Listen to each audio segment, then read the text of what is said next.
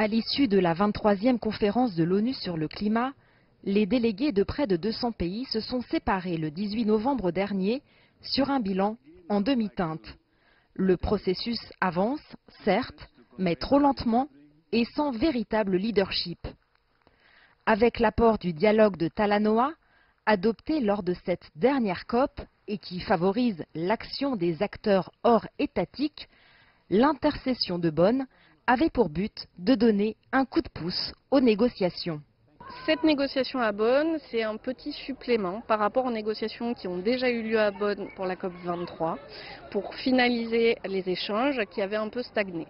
C'est-à-dire que sur la question financière, les États ont du mal à avancer, ont du mal à se positionner, notamment depuis le retrait des États-Unis, du moins de Trump, depuis la mise en retrait de la Russie, de la Turquie et quelques autres qui, d'un coup, se mettent en stand-by.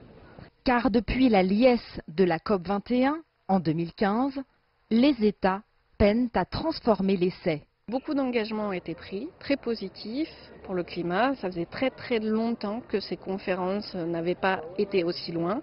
Et depuis COP22, COP23, on sent que les pays font un peu marche arrière, notamment depuis que Trump s'est retiré du processus, ou en tout cas a dit vouloir se retirer du processus. L'accord de Paris sur le climat est simplement le dernier exemple de Washington qui conclut un accord qui désavantagerait les États-Unis au profit exclusif d'autres pays.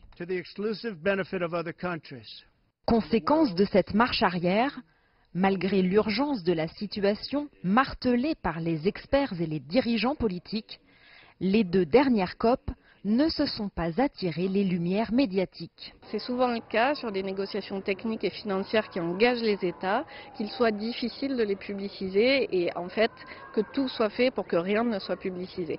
D'ailleurs ça se voit, il y a très peu de couverture presse, très peu de couverture médiatique dessus. Des négociations techniques qui doivent en particulier préparer le terrain pour l'adoption d'un rulebook, c'est-à-dire un ensemble de règles applicables et détaillées pour expliciter qui fait quoi, quand et comment. Le rulebook a pour fonction de méthodologie qui va peut-être pas contraindre, mais qui va calibrer l'action des pays dans les années qui suivent, c'est-à-dire jusqu'à 2020-2030.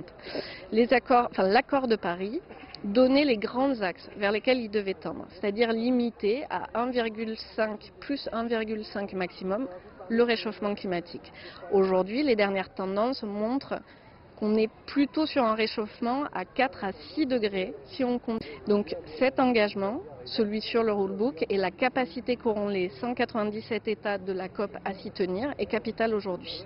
Enfin, en matière de leadership, si la France avait montré la voie en 2015 et pris l'initiative lors du One Planet Summit de décembre 2017, les résultats concrets reste limité. La France a fait des discours très marquants sur le climat, un petit peu dans la tradition de ce qui avait été fait pour la COP 21. Le souci, c'est que ces discours n'ont pas été suivis d'effet. C'est-à-dire que la France continue à ne pas financer l'argent qu'elle doit donner aux pays qui supportent le plus durement le réchauffement climatique et les dérèglements climatiques.